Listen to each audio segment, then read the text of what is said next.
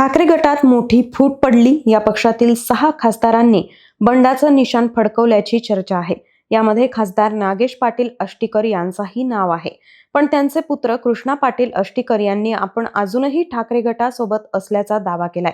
मी माझ्या वडिलांच्या संपर्कात नाही. त्यांच्या शिंदे सेनेत जाण्याच्या निर्णयाविषयी मला कोणतीही कल्पना नव्हती, असं कृष्णा पाटील आष्टीकर म्हणाले होते.